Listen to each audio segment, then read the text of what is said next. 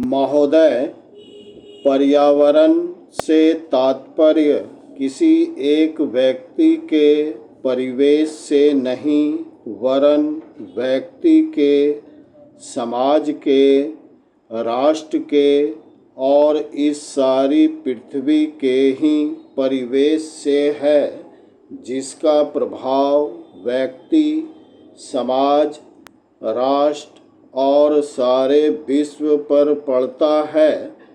पर्यावरण से तात्पर्य पेड़ पौधों, नदी पहाड़ या किसी तंत्र विशेष से नहीं वरन उस समग्र वास्तविकता से है जिस पर मानव मात्र का अस्तित्व और उसका संपूर्ण आध्यात्मिक एवं भौतिक विकास निर्भर है।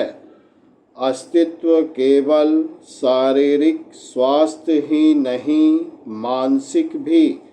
स्वस्थ शरीर में स्वस्थ मन ही अच्छे स्वास्थ्य की परिभाषा है।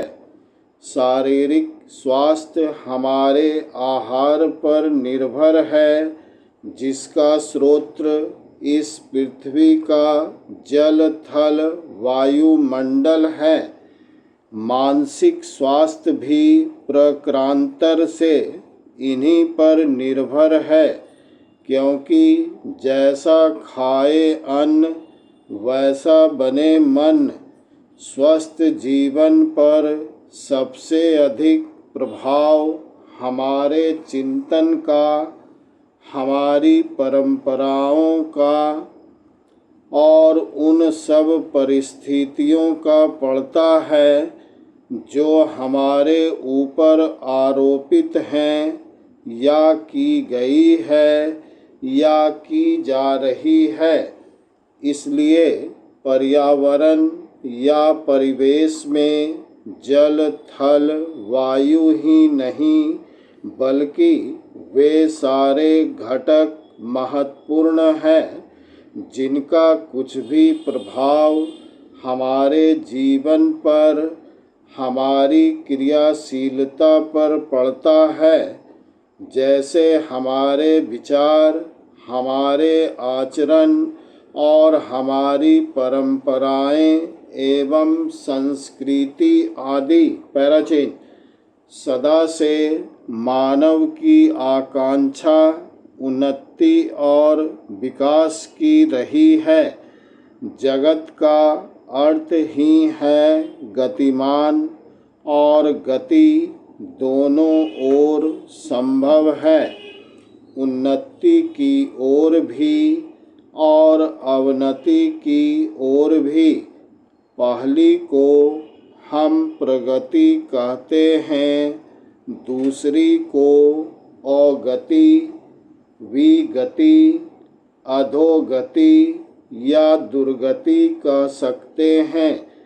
वास्तव में मनुष्य ऐसा जटिल प्राणी है जिसमें अनेक विरोधाभासी और असंगत प्रतीत होने वाली प्रवृत्तियां और प्रतिक्रियाएं होती है। वह कानून और व्यवस्था की मांग करता है, किंतु चलचित्र, दूरदर्शन आदि में स्वतः भड़की हिंसा या खेलों में युक्तिपूर्वक की गई हिंसा अथवा अनति से मंत्रमुग्ध भी हो जाता है।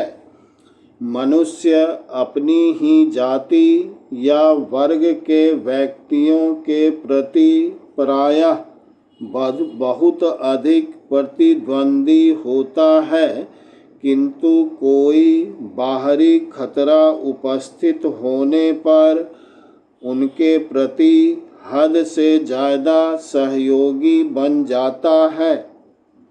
वह सड़कों पर या युद्धों में सामूहिक विनाश के प्रति उदासीन रहता है, किंतु किसी खान में फंसे हुए एक व्यक्ति या किसी कुएं में गिरे हुए एक बालक की रक्षा करने के लिए ढेरों साधन जुटा लेता है। कुछ विद्वान कहते हैं कि मनुष्य बंदर की संतान हो या ना हो, किंतु उसमें खालिस बंदर की द्वैध प्रकृति पराया ही होती है।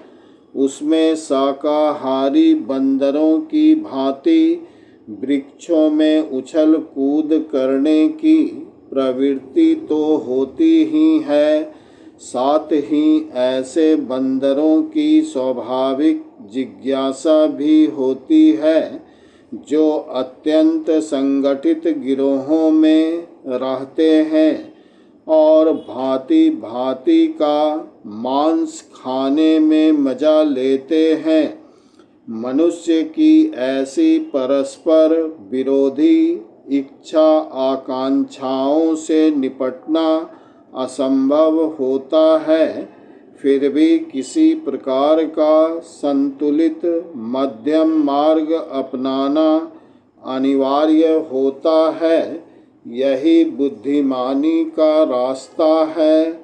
विद्वानों ने मानव की मूलभूत आवश्यकताओं को 5 स्तरों में रखा है।